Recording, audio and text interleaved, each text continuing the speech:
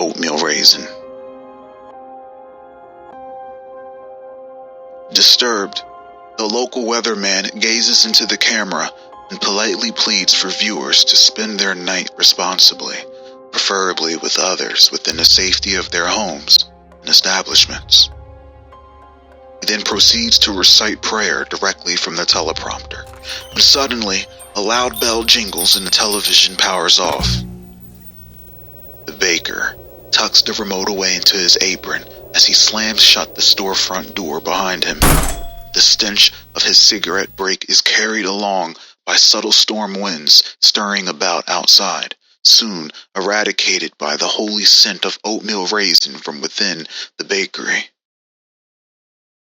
He settles his grizzled scowl on his two apprentice pastry chefs on the clock, both pretending they weren't watching the tiny corner television and were now vigorously organizing fresh-baked cookies under the front of the counter's display case.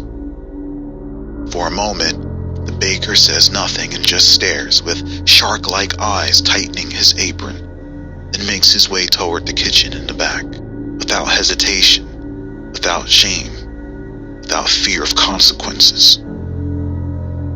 To their surprise, he leaves them be, purely satiated by their fear alone. Once gone, the two pastry chefs console each other, silently, trauma-bonded, and far too groomed to escape their situation, until tonight. Tonight was the night this would all end, even if it meant their own demise. The winds can be heard picking up, the charcoal black clouds swell, and soon the ghost rain will come.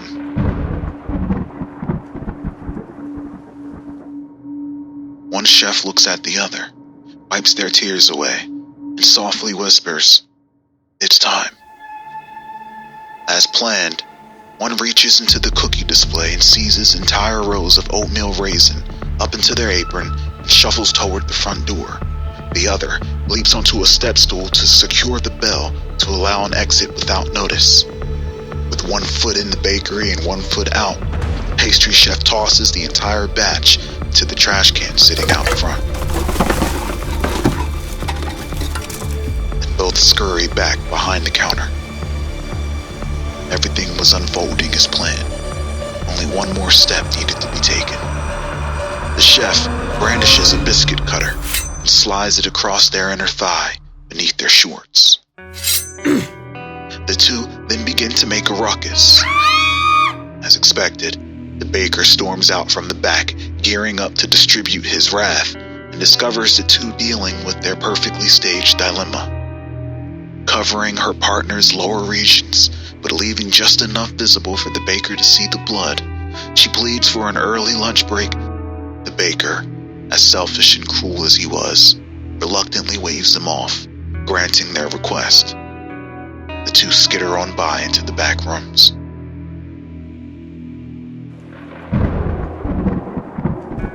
Rolling thunder echoes from outside. A dense ethereal fog can be seen crawling across the shopping center parking lot, and what few cars remaining were now swallowed up in obscurity. The baker stands idly by, awaiting their return while keeping tabs on his stopwatch. Opposed to tending to any outstanding duties, he instead ponders ways to penalize them for every 5 minutes unspent at the front counter. 20 minutes elapse, when he finally grows impatient and proceeds to search for them, when suddenly, the front door swings open, followed by wind and rain. The baker gulps, then glances over at the fire extinguisher.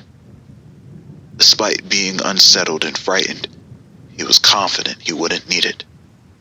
They never do. He quickly glances at his watch, reading 1 a.m. on the dot, and with both hands, he grips the counter's edge, bracing himself for one of their most familiar and beloved patrons.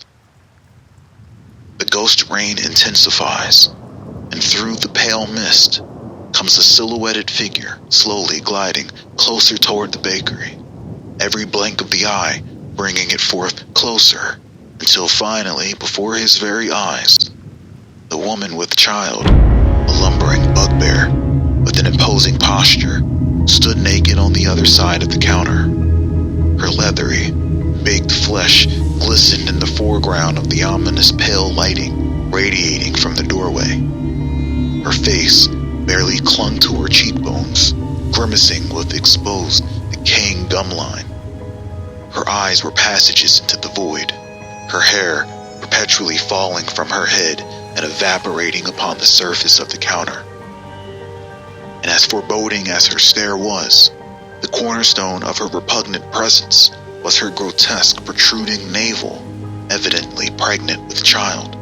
As always, for decades, the shopping center has been haunted by this visitant during a seasonal ghost rain. However confident in his preparation, the baker wasn't concerned in the least, though soon he'd come to regret the methods he used to scourge his staff, his victims. Timid and brittle in tone, he asks, "What will you be having today?" The woman with child's lifeless face didn't move. However, a disembodied voice reverberated from within her belly. An imprint of a grown adult's face pressed outward, mouthing the words the baker heard ringing from within his head. "Oatmeal, raisin," the voice says. "Ah, of course, dear." And without hesitation, the baker reaches into the display for warm oatmeal raisin cookies and to his surprise finds none. Dying inside, the baker looks twice, but to no avail. No oatmeal raisin. The baker doesn't even bother to plead with the woman with child and immediately turns around, sprinting for the back room, but finds himself locked out. He began to bang and kick at the door, shouting for them to let him in, but there was no reply. The baker begins to cry, pleading and apologizing, even offering them bonuses and all the vacation they wanted, but nothing could amount to the sorrow he bestowed, nor equate to the punishment he was owed. The baker turns around slowly and watches as the woman with child phases through the counter toward him. The woman with child somehow always knew what wasn't available, and the penalty for this was misery. The baker's hands begin to sizzle and melt upon the surface of the now scorching hot floor, forcing him to his feet. His eyes suddenly crackle and dissolve within his head from the scorching heat filling the bakery. The walls succumb to immolation. Paint and tile melt and crumble under the pyrokinetic breath unleashed by the woman with child's cursed flames. Flames that burn slow, preserving the baker just enough for him to feel every molecule of himself dirted. The apprentice bakers watch from afar. They can see the bakery, along with several other shops, the shopping center, gone ablaze, despite the heavy rainfall.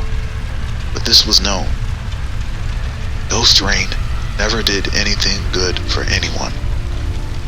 Maybe except for today.